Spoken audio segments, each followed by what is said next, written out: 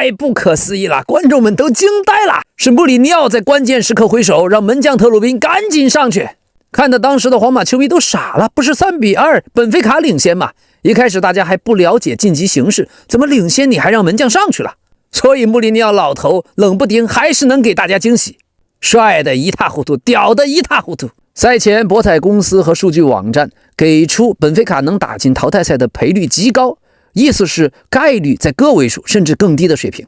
賽前你如果問 AI 會告訴你本菲卡想進歐冠16強的概率非常接近于0，只能說極小極小的理論希望。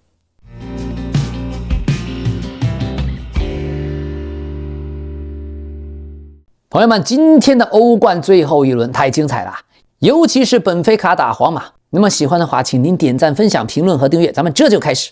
今天的歐冠終於結束了聯賽階段所有的比賽，而淘汰賽抽籤對陣也已經出爐。2-4輸給了本菲卡的皇馬，將在附加賽中繼續和本菲卡分在一個池子裡面。另一個可能的對手是博德閃耀。那麼抽籤將在北京時間的周五晚上7點鐘進行。皇馬如果晉級，可能會遭遇曼城。咱們先說一下規則啊，淘汰賽附加賽抽籤先要根據聯賽階段的排名進行分組，9到16名的隊伍是種子隊，17到24名的隊伍是非种子队。种子队將在2回合比賽中先打客场，再打主场。抽籤的时候，16个队会被分為4個組，第9、10、23、24名隊伍一組，而第11、12、21和22名的隊伍一組，以此類推。抽籤首先從非種子隊開始，隨後種子隊會被抽取作為非種子隊的對手。那麼淘汰賽附加賽的比賽將分為第1回合和第2回合。第1回合是2月17日、18日進行，第2回合是2月24、25進行。所以皇馬、曼城這一對苦命鴛鴦呀，咱們就希望穆里尼奧的本菲卡繼續幹就完事兒了。所以先看一下這場最焦點的焦點大戰，皇馬竟然客場2-4不敵穆里尼奧的本菲卡。剛開始皇馬的近況還好，第30分鐘阿森西奧傳中，姆巴佩頭錘破門。這一個45度的傳球頗有當年貝克漢姆的風采，而姆巴佩待在後衛的盲區，從畫面外突然出現在門前，很像 C 羅的搶點呀。可惜好景不長，僅僅6分鐘之後，帕夫利基斯助攻，希爾德魯普扳平比分。同樣也是來自右路的傳中，同樣也是一個頭球。皇馬禍不單行，在上半場補時階段的第6分鐘，楚阿梅尼送了個點球，帕夫利基斯主罰命中，皇馬1-2落後。下半場第54分鐘，仍然是帕夫利基斯再獻出一個助攻，還是希爾德魯普破門。這一次是他在大禁區內的左路晃開了後衛，直接一腳打穿了庫爾圖瓦的近角。第58分鐘，皇馬居8連線，居萊爾助攻，姆巴佩破門。姆總這個破門仍然展現了他的無球能力，待在點球點附近竟然無人防守。第92分鐘，勞爾阿森西奧2張黃牌被罰下。第97分鐘，羅德里戈也是2張黃牌被罰下。11個人打9個人的本菲卡迎來了最後的機會，在本菲卡急需一個進球才有機會晉級歐冠淘汰賽附加賽的情況下，第98分鐘啊，通過一次任意球機會，由門將特魯賓完成了頭球破門。特魯賓也成為首位在歐洲賽事攻破皇馬球門的門將。太不可思議了，觀眾們都驚呆了。是穆里尼奧在關鍵時刻回手，讓門將特魯賓趕緊上去。看得當時的皇馬球迷都傻了，不是3-2本菲卡領先嗎？一開始大家還不了解晉級形勢，怎麼領先你還讓門將上去了？所以穆里尼奧老頭冷不丁還是能給大家驚喜，帥的一塌糊塗，屌的一塌糊塗。不愧是皇馬過去的主帥，還帶領皇馬拿到了西甲至今為止最高的聯賽積分。雖然皇馬輸了，但大家都挺為穆帥開心的，太戲劇化了。附加賽後還能再見一次，門將在最後時刻打進讓球隊晉級的一球，這劇本比爽劇還要爽。價值萬金的頭球是能夠殺人誅心的。最後2分鐘的比賽看得大家笑死了，姆巴佩偷他的發球，這哥們兒反手一個讀秒絕殺，殺死比賽。看回放，皇馬好像還真沒有人去盯防這個門將，看回放這門將是在跟自己的隊友爭頂。這個球真牛逼，真牛逼！前無古人，後面也很難再有來者了。而且今天他防守方面，這個門將也是高接低打，最後還能進球，真的無敵呀！關鍵在球隊3-2領先1球的情況下，竟然主教練穆里尼奧安排門將衝到對方禁區，還真的就讓本菲卡進入了附加賽。冥冥之中的事情太玄了，太玄學了。再入史冊，也是歐冠小組賽這幾年最戲劇性的時刻。最後的角球看到皇馬5個人防對方8個人，這肯定不可能防得住啊！哪怕特魯賓不進，其他人也會進，皇馬的2點根本就搶不到。這樣的劇本既能夠把本菲卡在最後時刻送進附加賽，也能夠把皇馬在最後時刻踢出8強。所以事先誰也沒有想到，穆里尼奧已經接近自己在俱樂部職業生涯的末年，竟然這都能創造奇蹟。恭喜穆里尼奧！最後本菲卡的門將頭球直接帶本菲卡踢淘汰賽，這就是足球啊，太牛逼了！最後一球。本場比賽看皇馬的觀眾，恭喜你們，皇馬一整場竟然得了7張黃牌，2張紅牌。不過有一說一，客觀講，本菲卡上半場打得太好了，如果來個好前鋒，這一場皇馬可能要出慘案。師傅還是老的辣，這一場皇馬的主教練阿韋羅亞是全方面被穆里尼奧給拿捏住。也許5年後、10年以後、多年以後，我們永遠都會記得這一次穆里尼奧揮手讓門將特魯賓上去的這足壇又一大名場面。想一想今年本菲卡穆里尼奧拿到的劇本，開局4連敗，聯賽首輪就主場2-3輸給了弱旅卡拉巴赫。可是在穆里尼奧接手以後，前3場本菲卡歐冠同樣遭遇失利，先後輸給切爾西、紐卡和勒沃庫森。開局4連敗的本菲卡在第5輪2-0擊敗阿賈克斯，收穫首勝。第6輪主場2-0戰勝那不勒斯，第7輪卻客場0-2輸給了尤文圖斯。最終穆里尼奧的球隊在第8輪主場4-2擊敗本輪開打前排名前3的皇馬，以9分拿到了第24名，晉級歐冠淘汰賽附加賽。江郎才盡的穆里尼奧戰術過時，卻還能打得皇馬滿地找牙。只要是給穆帥一個姆巴佩，再給一個維尼修斯，歐洲足壇還有誰能抵擋？所以師傅打徒弟，師傅永遠是略高一籌。而穆里尼奧的戰術是真的過時了嗎？那些所謂戰術新的年輕教練，又有誰能真正執掌豪門且拿到重大冠軍呢？哈哈，這就是老 K 過去為什麼是穆里尼奧的人迷，為什麼喜歡穆里尼奧的原因。他總能帶弱隊打出奇蹟，而不是只會開航母。在過去西甲被瓜迪奧拉的那一支夢2巴薩壟斷的時間，是穆里尼奧拿到的西甲冠軍，而且還是最高的積分、最多的進球。穆里尼奧走了之後，西甲仍然是巴薩拿了大部分的聯賽冠軍。能夠讓部分皇馬球迷看到皇馬輸球還為穆里尼奧振臂高呼，哈哈哈！這樣具有人格魅力的主教練真的很少了。去年穆里尼奧帶領費內巴切也是極限進入歐聯附加賽，今年輪到帶本菲卡。而附加賽穆里尼奧的本菲卡不是對皇馬，可能就是對國米，這都是過去帶過的球隊，手心手背都是肉啊！這位真正的傳奇斗士，執教生涯完全是一部熱血的史詩。先是帶波爾圖在歐冠登頂，然後帶蓝軍切爾西顛覆了英超曼聯的霸權，再去國米拿到3冠王，震撼整個歐洲，又去到皇馬100分奪冠，對抗宇宙隊。是穆里尼奧真正讓足球的戰術成為一種藝術，讓球員的鐵血精神融入到球隊的骨髓。每一句他的狂言背後都是洞悉人生的智慧，每一次穆里尼奧的華貴慶祝都是他燃燒生命的激情。也許他老了，但他是永不屈服的精神的圖騰。作為本菲卡的球迷和穆里尼奧的球迷，真的想哭啊！賽前有那麼多晉級附加賽要達到的苛刻的條件，沒想到真的實現了，這真的是勝利大逃亡，太厲害了！穆里尼奧小說也寫不出這樣顛沛流離的劇情啊，太讓人感動了。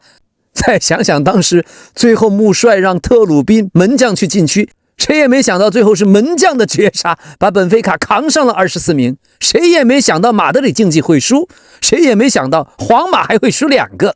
賽前博彩公司和數據網站給出本菲卡能打進淘汰賽的賠率極高，意思是概率在個位數甚至更低的水平。賽前你如果問 AI 會告訴你本菲卡想進歐冠16强的概率非常接近于0，只能說極小極小的理論希望。可是什麼數據，什麼 AI， 什麼網站，他們都不知道穆里尼奧是穆里尼奧啊。那麼2月份的淘汰賽，穆里尼奧率領球隊去梅阿查球場還是去伯納烏球場？客觀講，皇馬這邊的發揮，今天維尼修斯、馬斯坦托諾都是災難級別的。居萊爾還不錯，居萊爾後來下去進攻機會也就沒了。但最關鍵是輸在了後防，後防被打爆了。還有貝林厄姆今天在中場也毫無作用，不會推進也不會發牌。但是這些都不重要了，在如此一場偉大的比賽，這場比賽很多年後我們都會回味無窮。我們只想說今晚屬於穆里尼奧，屬於門將特魯賓。那一瞬間絕對是特魯賓人生中最重要的瞬間。24歲的烏克蘭人身高1.99米，要知道當時呀，動態的積分形勢瞬息萬變，本菲卡本來一度進入了前24，但最後時刻又跌出來。由於皇馬的比賽出現了多重元素，在其他17場歐冠比賽已經結束後，本菲卡的比賽沒有結束，仍然3-2領先皇馬。但此時皇馬排名第9，本菲卡排名第25。如果皇馬當時能進球，他們能在最後時刻回到前8，但是進球的卻是多2個人作戰的本菲卡。所以老 K 前面也說過，新的歐冠賽制還挺有意思的，這也是歐冠新賽制以來誕生的一次超級經典的神劇情啊！至於後面的歐冠決賽什麼的也不重要了，老 K 要重溫過去10幾年前的穆里尼奧的人迷的感覺。值得一提的是，賽後皇馬的門將庫爾图瓦還笑着去祝賀對面的門將。作為門將，他更能體會到這一刻的發生有多麼了不起。不僅是最后能進球，全場也是高接低擋。這就是足球，這就是足球，這就是穆里尼奧式的防守反擊進攻。在本菲卡那邊，在葡萄牙人那邊，有多少人都正在喊出何塞穆里尼奧才是有史以來最偉大的教練。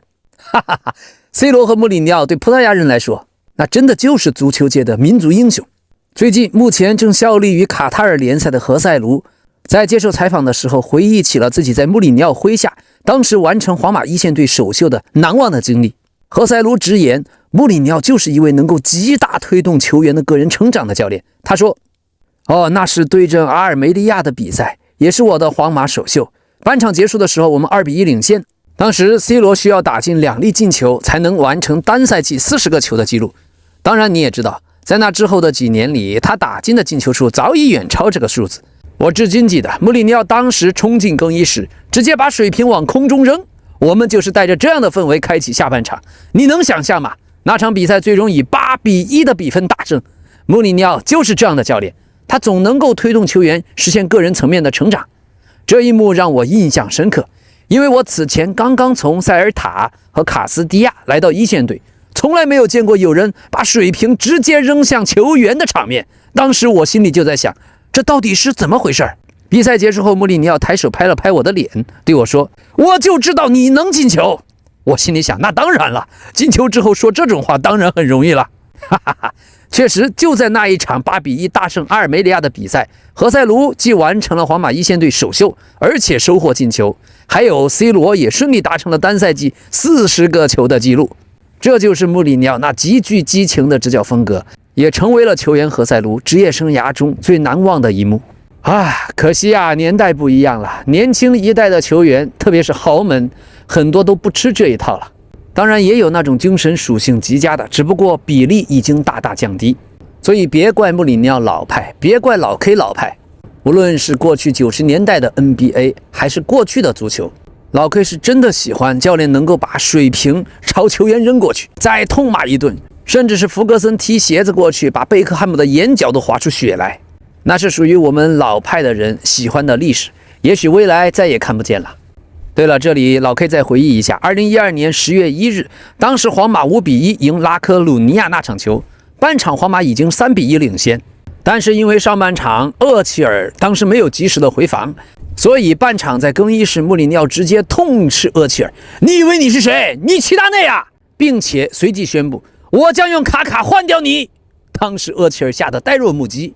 在得知厄齊爾要被換下以後，拉莫斯立刻在自己的4號戰袍內穿上了一件厄齊爾的10號球衣，完成了下半場的比賽，以此作為對厄齊爾的支持。這就是著名的皇馬2件球衣门事件。賽後在更衣室，穆里尼奧更是勃然大怒，對着拉莫斯和厄齊爾怒吼，我不害怕你們任何人，你們所有人都給我聽清楚了。可拉莫斯直接就不屌他，直接就去洗漱了。只有厄齐尔被穆里尼奧堵着在更衣室，不敢走也不敢回嘴。哈哈，所以拉莫斯也是個狠人呀。他作為西班牙本土球员，獲得本土球員支持，大家都能理解。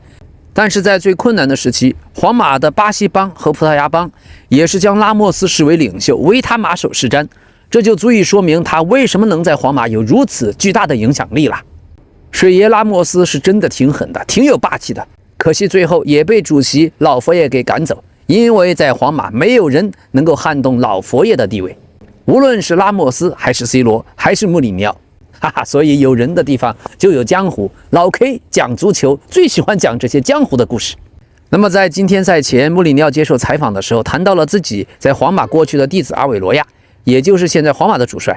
穆里尼奧接受採訪說，從個人情感的角度來看，阿韋羅亞是我最喜歡的球員之一，儘管他不是我在皇馬執教期間最出色的球員，但他絕對是最好的人之一，我不會給他施加任何壓力的。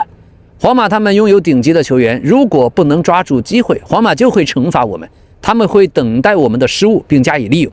但我們必須全力以赴爭取勝利，同時清楚我們面對的是誰，這樣我們才有可能晉級。哈哈，這是賽前穆里尼奧的說法。賽後他是這麼說的：今天換人的時候，我以為我們晉級了，幾秒鐘之後他們卻跟我說沒有。我們很幸運地獲得定位球機會，特魯賓打進了一個歷史性的進球，我覺得這是他應得的。今天的勝利實至名歸，姆巴佩2次獲得機會就進了2個球，哇！而作為本菲卡，我們非常榮幸，我們已經很久沒有和皇馬交手過了。附加賽更想碰國米還是碰皇馬？我沒有辦法選擇下一輪的對手，這2個地方我都很喜歡，也很久沒去了。像今天這樣見到老朋友，我很開心。這2支都是有爭冠實力的球隊。原來是這樣，原來穆里尼奧在換人的時候也不知道自己還沒晉級，怪不得那個時候要把安東尼奧·席爾瓦換上來。好吧，今天歐冠的末輪，瘋狂的一晚上，18場比賽，歐冠竟然打進了61個球，場均3.4球。唯一沒有进球的比賽0-0出現在摩納哥和尤文圖斯之間，1-0的比賽也只有1場，就是聖吉羅斯聯合1-0戰勝亞特蘭大。最有意思的是，皇馬最後一輪從排名第3竟然跌到了第9，所以這個新的賽制是真值得點讚。有意思的是，今天的庫爾圖瓦在2014年的歐冠決賽，當時也是在這個本菲卡的光明球場，甚至就是同一邊同一個球門。今天最後庫爾圖瓦丟的那個球，就跟著名的9248事件位置都一模一樣。9248為馬競守門的庫爾圖瓦，看着馬競眼看就要首奪歐冠，卻被9248擊碎。賽後的鏡頭裡，庫爾圖瓦當時蹲在地上很沮喪，也成為了經典的表情包。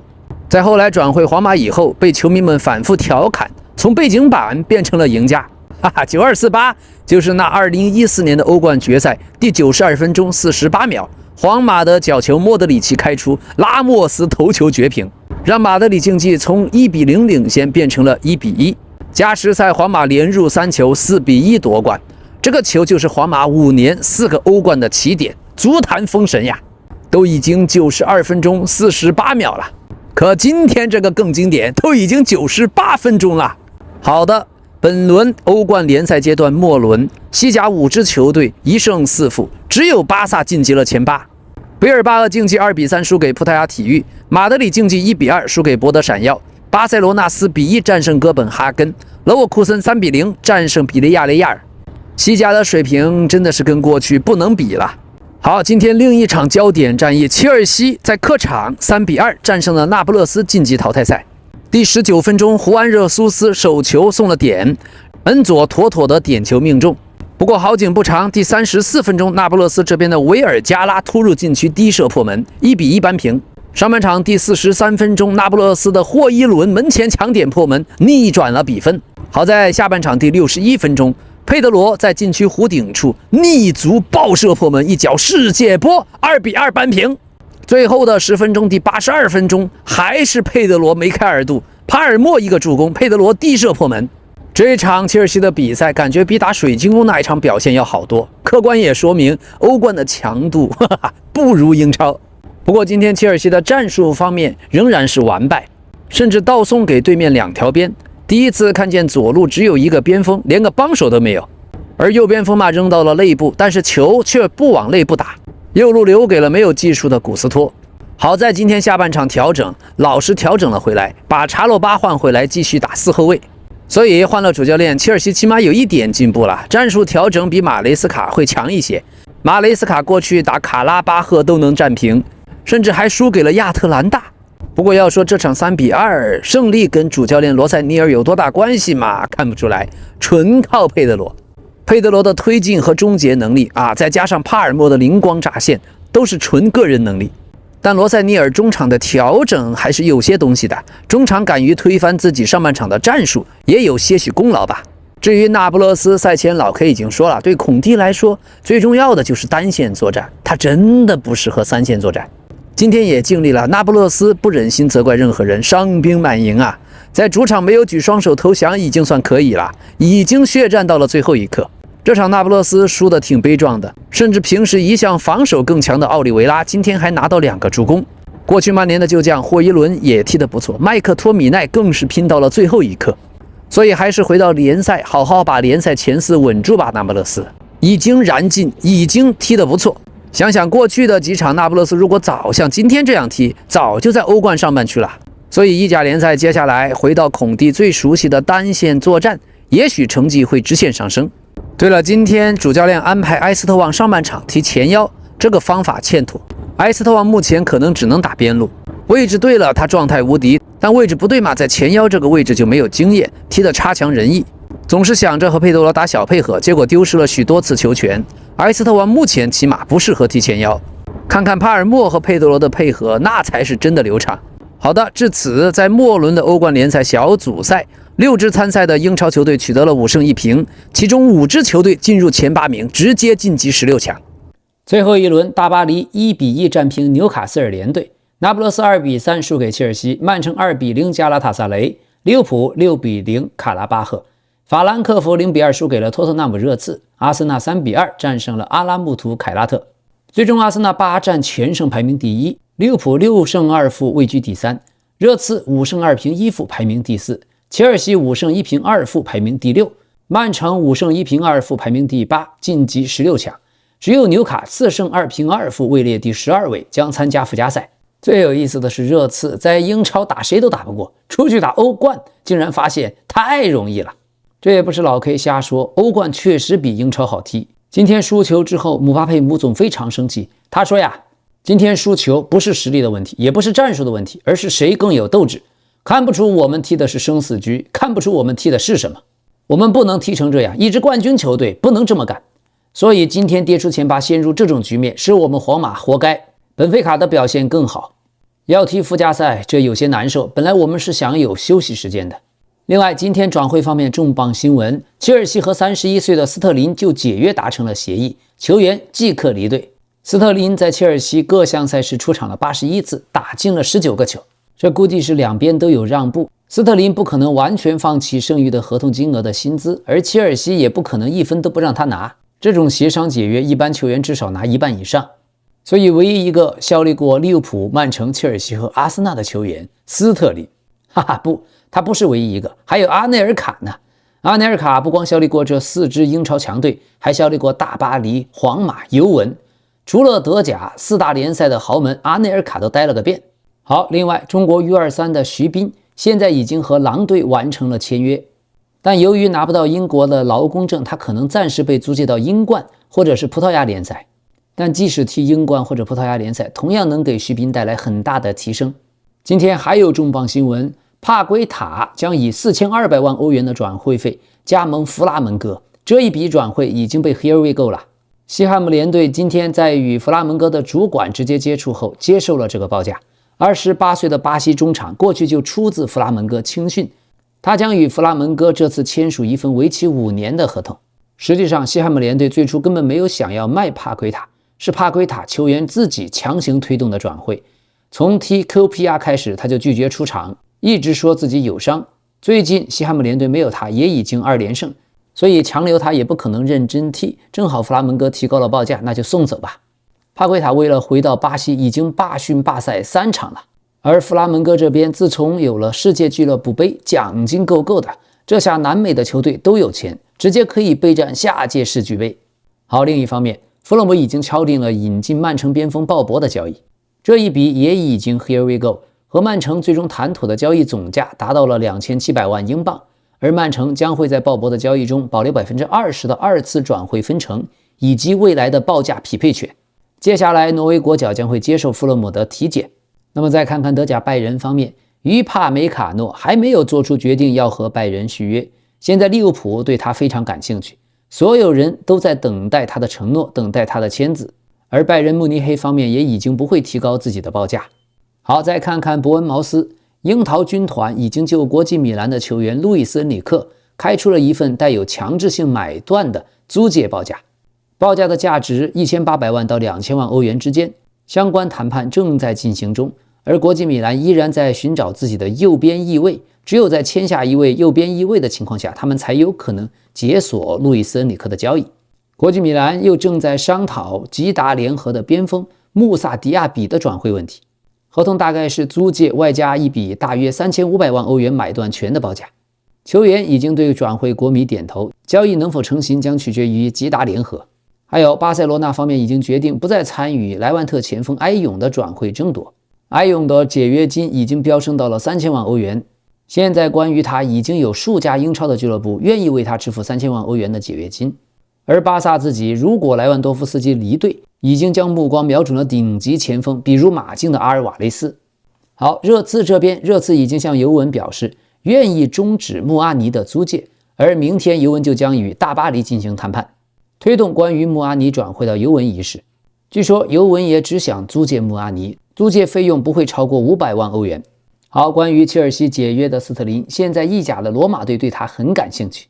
OK， 朋友們，關注老 K 足球新聞，一切足壇的新聞盡在掌握。喜歡的話，歡迎您點讚、評論、分享和訂閱。